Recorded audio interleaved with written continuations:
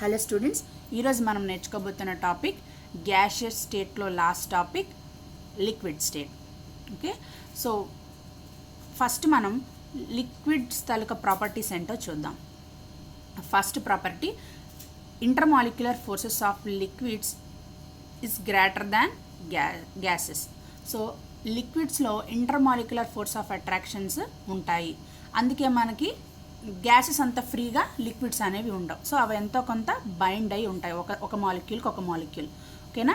So second point, liquid do not have definite shape.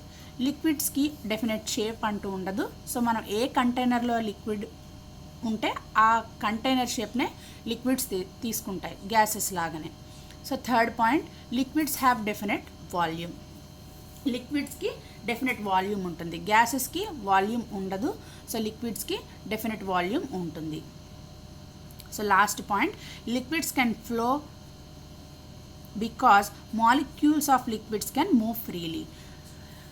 లిక్విడ్లో ఉన్న molecules ఫ్రీగా move అవ్వడం వల్ల లిక్విడ్స్ అనేవి ఈజీగా ఫ్లో అవుతాయి, వాటికి ఫ్లో అయ్యే నేచర్ ఉంటుంది.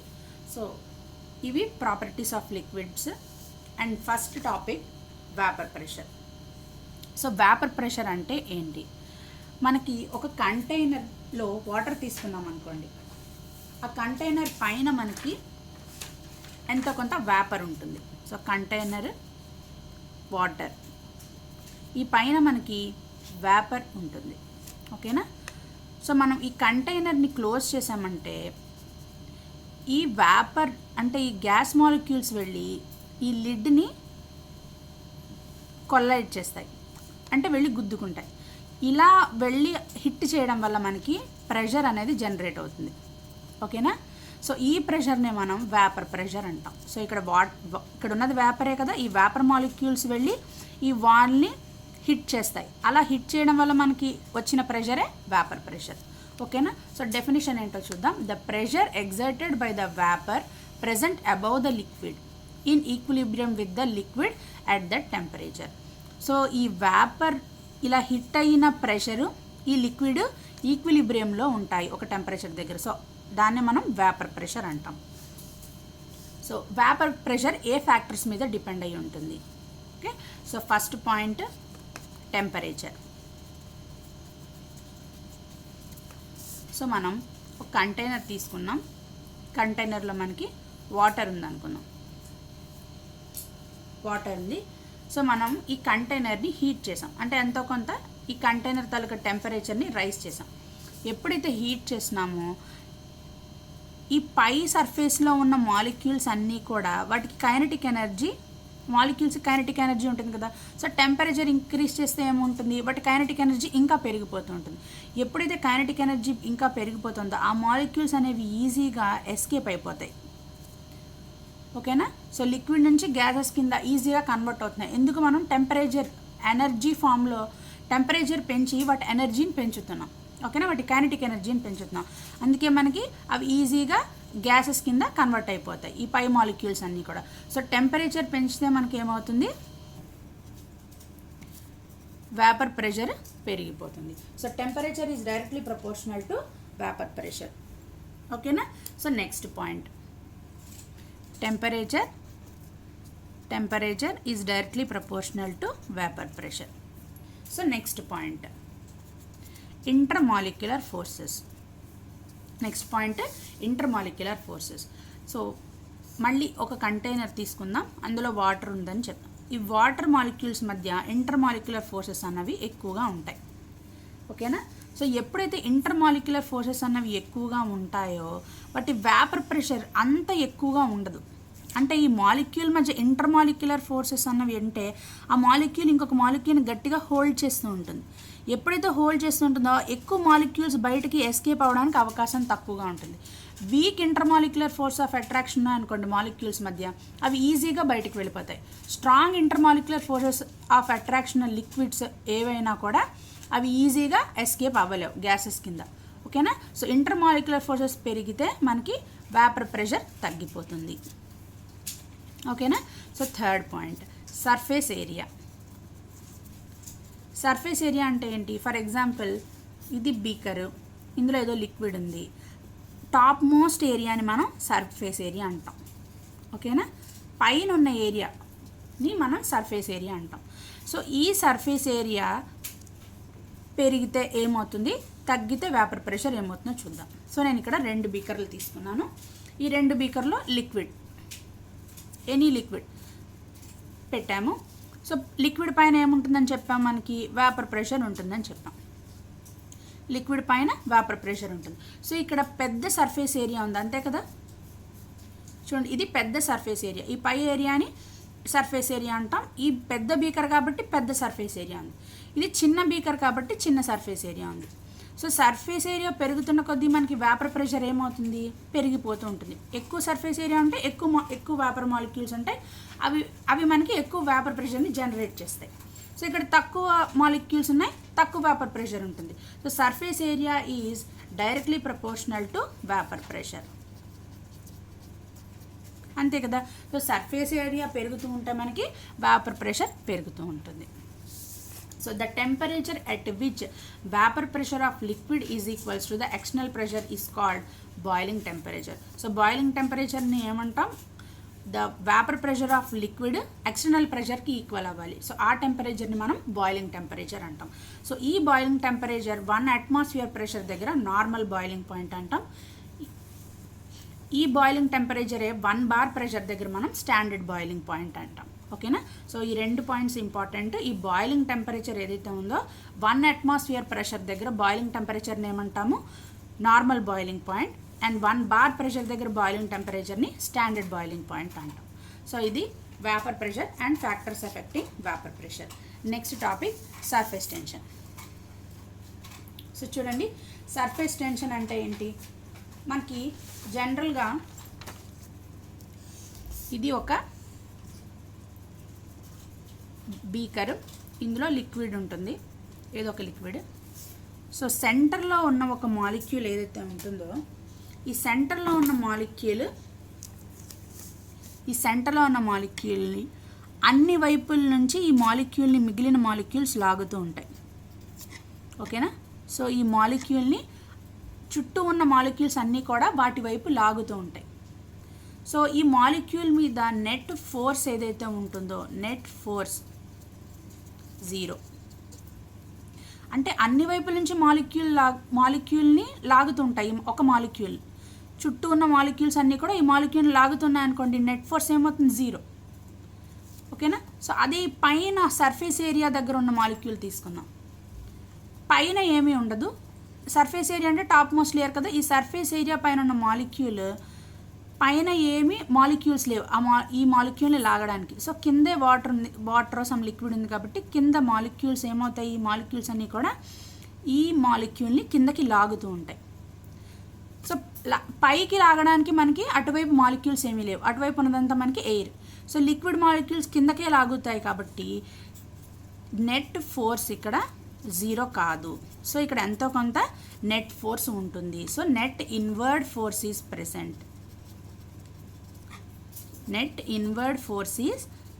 ఎందుకు ఇన్వర్డ్ ఫోర్స్ అన్నాను, లోపలికి లాగుతూ ఉన్నాయి ఈ మాలిక్యూల్ని, మిగిలిన మాలిక్యూల్స్ లోపలికి లాగుతూ ఉన్నాయి. సో ఈ పైన సర్ఫేస్లో ఉన్న మాలిక్యూల్స్ అన్నీ కూడా వీటన్నీ కూడా ఇలా వైబ్రేట్ అవుతూ ఉంటాయి అనమాట, లోపలికి లాగుతూ అలా కొంచెం వైబ్రేట్ అవుతూ ఉంటాయి ఈ మాలిక్యూల్స్ అన్నీ. సో సర్ఫేస్ ఏరియాలో, ఈ పైన సర్ఫేస్ ఏరియాలో ఎంతో కొంత టెన్షన్ క్రియేట్ అవుతుంది. సో ఆ టెన్షన్నే మనం సర్ఫేస్ టెన్షన్ అంటాం. ఓకేనా. సో డెఫినేషన్ ఏంటి, the property of a surface of a liquid that allows it to resist an external force due to the cohesive nature of it's molecule. Cohesive nature అంటే ఏంటి అంటే, liquid molecules ఉంటాయి కదా, ఈ liquid molecules మధ్య attach అయి ఉంటాయి. Liquid molecules చూడండి, ఈ లిక్విడ్లో మాలిక్యూల్స్ అన్నీ కూడా అటాచ్ అయి ఉంటాయి. ఆ అటాచ్ అయ్యే ఫోర్స్నే మనం కొహెసివ్ ఫోర్స్ అంటాం. ఇవి కేవలం లిక్విడ్ మాలిక్యూల్స్ మధ్య మాత్రమే ఉంటాయి కొహెసివ్ ఫోర్సెస్ అనేవి. సో ఇంకొక ఫోర్స్ కూడా ఉంది, అడ్హెసివ్ ఫోర్స్ అని. అడ్హెసివ్ ఫోర్స్ ఈ ఫోర్స్ వేటి మధ్య ఉంటుంది, లిక్విడ్కి సాలిడ్కి మధ్య ఉన్న ఫోర్స్ అడ్హెసివ్ ఫోర్స్ అంటాం. ఓకేనా. సో ఫర్ ఎగ్జాంపుల్ మనం ఫెవిస్టిక్ ఉంటుంది కదా, మనం యూస్ చేస్తాం జనరల్గా. ఆ ఫెవిస్టిక్ని ఏమంటాం? అడ్హెసివ్ అంటాం. ఎందుకు అడ్హెసివ్ అంటాం? ఆ ఫెవిస్టిక్ అనేది లిక్విడ్ రూపంలో ఉంటుంది, అది మనకి సాలిడ్తో కాంటాక్ట్లోకి వచ్చి ఫిక్స్ చేస్తుంది ఏవైనా మన థింగ్స్ని. So that is an adhesive. So adhesive force అంటే ఏంటి? అలా ఈజీగా గుర్తుపెట్టుకోండి. లిక్విడ్కి సాలిడ్కి మధ్యన ఈ రెండింటిని అటాచ్ చేసే ఫోర్స్ని అడ్హెసివ్ ఫోర్స్ అంటాం. లిక్విడ్ మాలిక్యూల్ని అటాచ్ చేసే ఫోర్స్ని కొహెసివ్ ఫోర్స్ అంటాం.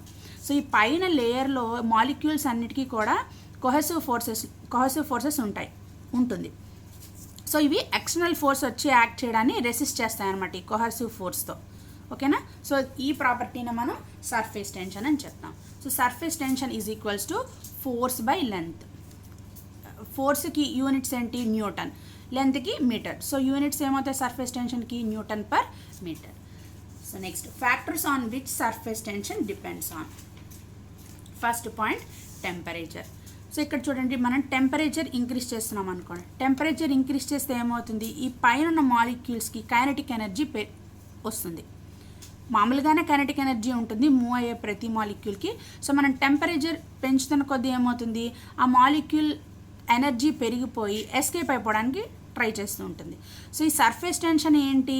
జనరల్గా ఈ పైన ఉన్న మాలిక్యూల్స్కి కొహెసివ్ ఫోర్సెస్ అన్నవి ఉంటాయి. సో ఇది ఎక్స్టర్నల్ ఫోర్స్ అని రానివ్వదు ఈ సర్ఫేస్ టెన్షన్. సో ఎప్పుడైతే మాలిక్యూల్ ఎస్కేప్ అయిపోతుందో అది సర్ఫేస్ టెన్షన్ ఆ ప్రాపర్టీని బ్రేక్ చేస్తున్నట్టే కదా. సో టెంపరేచర్ కనుక మనం పెంచితే సర్ఫేస్ టెన్షన్ ఏమవుతుంది? If temperature increases, surface tension decreases. If temperature increases. So next one, nature of liquid. So ఇక్కడ చూడండి, ఫర్ ఎగ్జాంపుల్ హైడ్రోజన్ మాలిక్యూల్ ఉంది, H2O మాలిక్యూల్ ఉంది. H2O మాలిక్యూల్కి మధ్య ఏ బాండింగ్ ఉంటుంది? హైడ్రోజన్ బాండింగ్ ఉంటుంది. H2Oకి మధ్య ఉన్న bond hydrogen bond. Hydrogen bonding అంటే ఏంటి?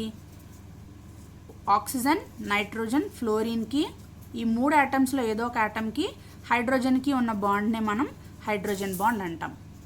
ఓకేనా. సో హైడ్రోజన్ బాండింగ్ అంటే ఏంటి? ఆక్సిజన్, నైట్రోజన్ లేదా ఫ్లోరిన్ ఏదో ఒక ఆటమ్కి హైడ్రోజన్కి ఉన్న బాండ్ని హైడ్రోజన్ బాండింగ్ అంటాం. ఈ హైడ్రోజన్ బాండింగ్ అన్నవి స్ట్రాంగెస్ట్ ఇంటర్మాలిక్యులర్ ఫోర్సెస్. ఓకేనా, స్ట్రాంగెస్ట్ ఇంటర్మాలిక్యులర్ ఫోర్సెస్. అయితే ఈ హైడ్రోజన్కి మధ్య మనకి అట్రాక్షన్ ఫోర్సెస్ అనేది చాలా ఎక్కువగా ఉంటుంది. సో ఎప్పుడైతే అట్రాక్షన్ ఫోర్సెస్ ఎక్కువగా ఉంటుందో మనకి సర్ఫేస్ టెన్షన్ ఇంక్రీజ్ అవుతుంది. ఓకేనా. సో ఈ cohesive forces is nothing but attraction forces. ఓకేనా. ఈ సర్ఫేస్ టెన్షన్ ఫినామినా అంతా ఏంటి అంటే it is an imbalance of attraction forces. ఓకేనా. సో మనకి ఇంటర్మాలిక్యులర్ ఫోర్సెస్ ఎక్కువ ఉన్నాయనుకోండి, సర్ఫేస్ టెన్షన్ ఏమవుతుంది? ఎక్కువ అవుతుంది. సో అలాగే ఫర్ ఎగ్జాంపుల్ నేను డై ఇథైల్ ఈథర్ తీసుకున్నాను అనుకోండి, C2H5O C2H5. ఓకేనా. C2H5O C2H5 die ethyl, 2 ethyl గ్రూపులు ఉన్నాయి, ether group. Okay. So this is diethyl ether. Diethyl ఈథర్లో ఏ ఫోర్సెస్ ఉంటాయి? వీక్ ఇంటర్మాలిక్యులర్ ఫోర్సెస్ ఉంటాయి. సో అందుకనే వీటికి ఈ హైడ్రోజన్తో ఈ వాటర్ మాలిక్యూల్తో కంపేర్ చేస్తే డైఇథైల్ ఈథర్కి సర్ఫేస్ టెన్షన్ తక్కువగా ఉంటుంది. So surface tension of H2O is greater than diethyl ether due to strongest intermolecular force of attraction between water molecules. Okay. Next point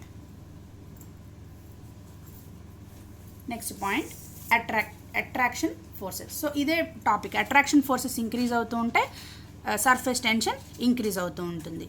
అయితే ఈ సర్ఫేస్ టెన్షన్ వల్ల మనకు వచ్చిన కాన్సిక్వెన్సెస్ ఏంటి? సో ఫస్ట్ వన్, మనకి water droplet ఏ షేప్లో ఉంటుంది? మనకి వాటర్ డ్రాప్స్ తీసుకున్నాం అనుకోండి, వాటర్ డ్రాప్స్ స్పెరికల్ షేప్లో ఉంటాయి. ఎందుకు ఈ స్పెరికల్ షేప్ వస్తుంది వాటర్ డ్రాప్కి అంటే due to surface tension.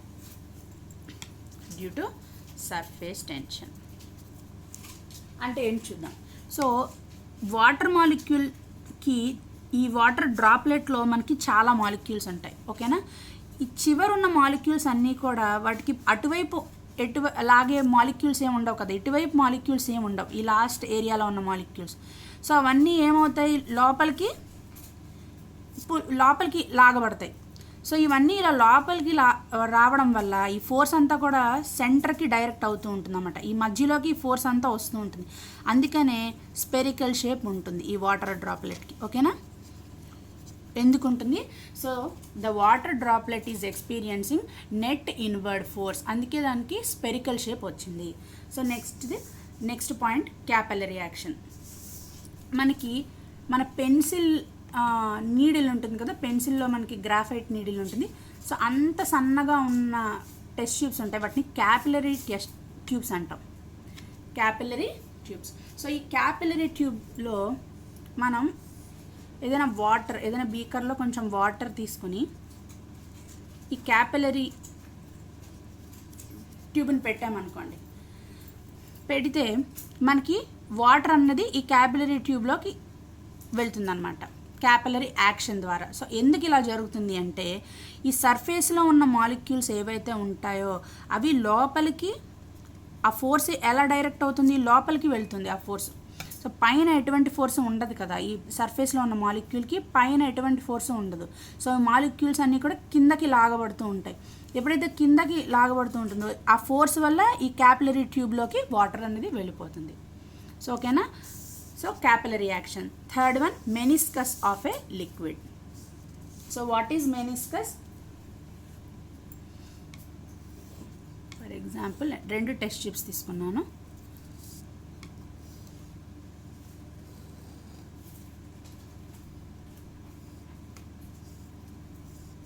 So ఈ 2 టెస్ట్ ట్యూబ్లో నేను హనీ వేశాను. హనీ తీసుకున్నాం ఒక టెస్ట్ ట్యూబ్లో. ఒక టెస్ట్ ట్యూబ్లో మనం వాటర్ తీసుకున్నాం.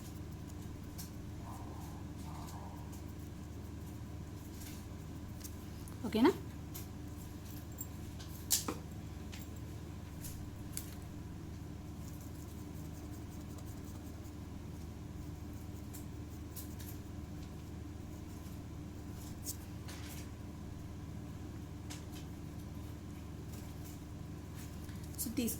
ఇలా ఉన్నాయి 2 టెస్ట్ ట్యూబ్లో. సో ఇదేంటి? వాటర్. సారీ, ఇది హనీ అని చెప్పాను కదా, కాదు, mercury. Okay, sorry, mercury. This liquid is mercury. So ఎప్పుడైతే మనం వాటర్ తీసుకున్నామో, ఈ మెనిస్కస్ అంటే ఏంటి? ఇలా ఏర్పడుతుంది కదా మనకి, అప్పర్ మెనిస్కస్, లోవర్ మెనిస్కస్ అంటాం. సో ఇక్కడ ఈ మెనిస్కస్ కాన్కేవ్ షేప్లో ఉంటుంది. ఓకేనా? ఇక్కడ మెర్క్యూరీ తీసుకుంటే టెస్ట్ ట్యూబ్లో మెనిస్కస్ ఎలా ఉంటుంది? కాన్వెక్స్ షేప్లో ఉంటుంది. ఓకేనా? సో ఎందుకు ఇలా ఉంటుంది? 2 లిక్విడ్సే కదా, ఎందుకు అలా ఉంటుంది అంటే ఇక్కడ వాటర్ గ్లాస్కి మధ్య అడ్హెసివ్ ఫోర్స్ ఉంటుంది. అంటే ఏంటి? వాటర్ మాలిక్యూల్స్ అన్నది గ్లాస్ మీద పడ్డాయనుకోండి, వాటర్ అనేది మనం గ్లాస్ మీద వేస్తే మనకి ఆ వాటర్ స్ప్రెడ్ అయిపోతుంది. ఓకేనా? వాటర్ అనేది స్ప్రెడ్ అవుతుంది. అదే ఆ వాటర్ని మనం వ్యాక్స్ మీద వేసామనుకోండి, స్ప్రెడ్ అవ్వదు కదా. సో అంటే ఏంటి? ఆ వాటర్ అనేది గ్లాస్తో కాంటాక్ట్లో ఉండే ఫోర్స్ ఏమంటాం? అడ్హెసివ్ ఫోర్స్ అంటాం. సో ఎప్పుడైతే ఈ గ్లాస్ టెస్ట్ ట్యూబ్లో వాటర్ వేసామో ఈ వాటర్ మాలిక్యూల్స్ అన్ని గ్లాస్ మీద ఇలా స్ప్రెడ్ అవుతాయి అన్నమాట. ఈ గ్లాస్తో కాంటాక్ట్లోకి వచ్చేస్తాయి. సో అక్కడ ఏ ఫోర్స్ ఆపరేట్ అవుతుంది? అడ్హెసివ్ ఫోర్స్ ఆపరేట్ అవుతుంది. సో మెర్క్యూరీకి వచ్చేటప్పటికి మెర్క్యూరీ యాటమ్కి మధ్యలో మనకి స్ట్రాంగ్ కొహెసివ్ ఫోర్స్ ఉంటుంది. కొహెసివ్ ఫోర్స్ అంటే ఏంటి? ఇందాక చెప్పాను నేను. కొహెసివ్ ఫోర్స్ అంటే లిక్విడ్కి ఉన్న ఫోర్స్. లిక్విడ్కి ఉన్న ఫోర్స్. అడ్హెసివ్ ఫోర్స్ అంటే లిక్విడ్కి సాలిడ్కి ఉన్న ఫోర్స్. ఈ లిక్విడ్కి ఉన్న ఫోర్స్. సో ఈ మెర్క్యూరీలో ఈ లిక్విడ్కి ఉన్న ఫోర్స్ చాలా ఎక్కువగా ఉంటుంది. ఇది డామినేట్ అవుతుంటుంది. ఎప్పుడైతే ఇది డామినేట్ అవుతుందో మనకి షేప్ అనేది కాన్వెక్స్ షేప్లో ఉంటుంది. ఈ వాటర్ టెస్ట్ ట్యూబ్లో వాటర్ ఉండేటప్పటికి ఆ వాటర్ అనేది గ్లాస్తో కాంటాక్ట్లోకి వస్తుంది. ఎప్పుడైతే కాంటాక్ట్లోకి వచ్చే వాటి మధ్య మనకి అడ్హెసివ్ ఫోర్స్ అన్నది ఉంటుంది. What is adhesive force? The force that is operating between liquid and solid. Okay, so ఆ ఫోర్స్ మనం అడ్హెసివ్ ఫోర్స్ అంటాం. ఇక్కడ అడ్హెసివ్ ఫోర్స్ అన్నది మనకి చూడండి, ఈ అడ్హెసివ్ ఫోర్స్ అన్నది మనకి ఎక్కువగా ఉంటుంది when compared to cohesive force. So ఇక్కడికి వచ్చేటప్పటికి cohesive force is greater than adhesive force. So అంటే ఈ మాలిక్యూల్స్ మధ్య ఫోర్స్ అనేది అంత ఎక్కువగా ఉంటుంది. సో ఆ మాలిక్యూల్స్ అనేవి గ్లాస్తో కాంటాక్ట్లోకి రావు, అంటే అవి గ్లాస్ మీద స్ప్రెడ్ కావు. ఇక్కడికి వచ్చేటప్పటికి వాటర్ మాలిక్యూల్స్ మధ్య ఉన్న ఫోర్సెస్ అన్నవి కొంచెం తక్కువగా ఉంటాయి. అందుకే మనకి ఇక్కడ అడ్హెసివ్ ఫోర్స్ అనేది డామినేటింగ్. దానివల్ల మనకి ఇక్కడ కాన్కేవ్ షేప్ వస్తుంది, ఇక్కడ కాన్వెక్స్ షేప్ వస్తుంది. So that is about meniscus of a liquid. So this is all about surface tension. Next topic, viscosity. So what is viscosity? మనం ఆయిల్ తీసుకున్నాం, ఆయిల్, వాటర్ తీసుకున్నాం. ఏది ఈజీగా ఫ్లో అవుతుంది? వాటర్ ఈజీగా ఫ్లో అవుతుంది. సో ఆ మాలిక్యూల్స్ అనేవి వాటర్లో కొంచెం ఫ్రీగా ఉంటాయి ఆయిల్లో కంపేర్ చేస్తే. సో ఇక్కడ మనకి ఆయిల్ అన్నది అంత ఈజీగా ఫ్లో అవ్వదు when compared to water. Water అనేది చాలా ఈజీగా ఫ్లో అయిపోతుంది. సో ఈ ప్రాపర్టీని మనం విస్కాసిటీ అంటాం. అంటే ఏంటి? The internal resistance to the flow possessed by a liquid. So resistance to the flow, ఇంకా ఒక లైన్లో చెప్పాలి అంటే viscosity is nothing but resistance to the flow possessed by A liquid. So మనకి ఈ ఆయిల్ తీసుకున్నాం, వాటర్ తీసుకున్నాం. ఏది మోర్ విస్కస్ అంటే ఏమని చెప్తాం? ఆయిల్ వాటర్లో ఏది మోర్ విస్కస్ అంటే ఏది తక్కువ ఫ్లో అవుతుంది? ఆయిల్ తక్కువ ఫ్లో అవుతుంది. So oil is more viscous when compared to water. ఓకేనా? సో ఇక్కడికి వచ్చేటప్పటికి మనకి వాటర్ ఫ్లో తీసుకున్నాం అనుకోండి. ఫ్లో అంటే ఏంటి? ఇవన్నీ లేయర్స్. సో ఇది మనం ఒక ట్యాప్లోంచి వచ్చే ఫ్లో అనుకుందాం. సో ఇక్కడ మనకి ఇన్ఫైనైట్ నెంబర్ ఆఫ్ లేయర్స్ ఉంటాయి. ఈ ఫ్లోకి కారణం ఏంటి? ఫోర్స్. అంతేనా? ఈ ఫ్లోకి కారణం ఏంటి? అంత స్పీడ్గా ఫ్లో రావడానికి కారణం ఏంటి? ఫోర్స్. సో ఈ లేయర్లో మనం ఏదో ఒక ర్యాండమ్ లేయర్ తీసుకుంటే ఈ లేయర్ వెలాసిటీ కనుక du అనుకుంటే ఈ లేయర్ కన్నా పైనున్న లేయర్ వెలాసిటీ ఎక్కువగా ఉంటుంది. ఓకే, సో ఈ లేయర్ కిందున్న వెలాసిటీ, ఈ లేయర్ కిందున్న లేయర్ తాలూకా వెలాసిటీ తక్కువగా ఉంటుంది. ఓకేనా? సో మనం వెలాసిటీ ఏంటి అని అంటే du అని చెప్తాం. సో వెలాసిటీ du బై లేయర్కి మధ్యన డిస్టెన్స్ ఏంటి? dz. Okay, so difference in velocity by difference in height. So ఈ du బై dzని మనం వెలాసిటీ గ్రేడియంట్ అంటాం. Velocity gradient. So this force is directly proportional to velocity gradient du by dz. And force is also proportional to area of contact. So this area of contact is A. అప్పుడు ఏమని రాసుకోవచ్చు? F is directly proportional to A into du by dz. F is equals to proportionality చేసామంటే ఏదో constant పెట్టాలి, into A into du by dz. So this is called coefficient of viscosity. Eta, coefficient of viscosity. So viscosity units ఏంటి? Poise. Okay. So next, factors on which viscosity depends on. First one, temperature. So మన temperature పెరుగుతూ ఉంటే viscosity తగ్గిపోతూ ఉంటుంది. So ఇక్కడ చూడండి, మనం మామూలుగా ఒక లిక్విడ్ ఉందనుకుందాం. ఈ లిక్విడ్ ఫ్లో తక్కువ ఉంటే మోర్ విస్కస్, అంటే అవి ఈజీగా స్ప్రెడ్ అవ్వలేవు అనుకోండి, అది మోర్ విస్కస్. సో ఎప్పుడైతే మనం టెంపరేచర్ పెంచామో ఆ లిక్విడ్ మాలిక్యూల్స్ ఎనర్జీ ఏమవుతుంది? పెరుగుతూ ఉంటుంది. అప్పుడు ఆ విస్కాసిటీ ఏమవుతుంది? తగ్గిపోతూ ఉంటుంది. అంటే అవి రెసిస్టెన్స్ టు ఫ్లో, అవి మామూలుగా ఫ్లో అవ్వకూడదు, అది విస్కాసిటీ. ఎంత తక్కువ ఫ్లో అయితే అంత మోర్ విస్కస్ అని చెప్తున్నాం. సో ఎప్పుడైతే మనం ఎనర్జీ ఇస్తున్నామో ఏ మాలిక్యూల్ అయినా మూవ్ అవుతుంది కదా, సో అప్పుడు ఏమవుతుంది? విస్కాసిటీ తగ్గిపోతూ ఉంటుంది. So temperature decreases viscosity. So nature of liquid. Next one, nature of liquid.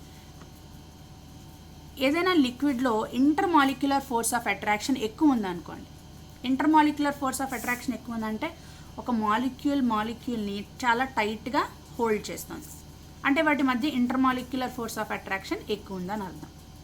So viscosity కూడా ఇంతే కదా, అంటే ఫ్లో అవ్వకుండా ఉండాలి అంటే అవి స్ట్రాంగ్గా బైండ్ అయి ఉండాలి, అంతే కదా. సో ఇంటర్మాలిక్యులర్ ఫోర్సెస్ ఎక్కువ ఉన్నాయి అంటే ఆ లిక్విడ్ ఏంటి, more viscous. So intermolecular forces increases viscosity. Increase in intermolecular force increases viscosity. Next, molar mass. So molecular mass. So ఏదైనా మాలిక్యూల్ బరువుగా ఉందనుకోండి, ఫర్ ఎగ్జాంపుల్ దాని మోలార్ మాస్ అనేది ఎక్కువగా ఉందనుకోండి, అది ఈజీగా ట్రావెల్ అవ్వగలదా, అవ్వలేదు. సో ఏ మాలిక్యూల్స్ అయితే వాటి మోలార్ మాస్ ఎక్కువగా ఉంటాయో అవి మోర్ విస్కస్ అని చెప్తాం. ఏ మాలిక్యూల్స్ అయితే లైట్ వెయిట్గా ఉంటాయో వాటి మోలార్ మాస్ తక్కువగా ఉంటుందో అవి లెస్ విస్కస్ అని చెప్తాం. సో ఈ ఫ్యాక్టర్స్ మీద విస్కాసిటీ డిపెండ్ అయి ఉంటుంది. Thank you for watching.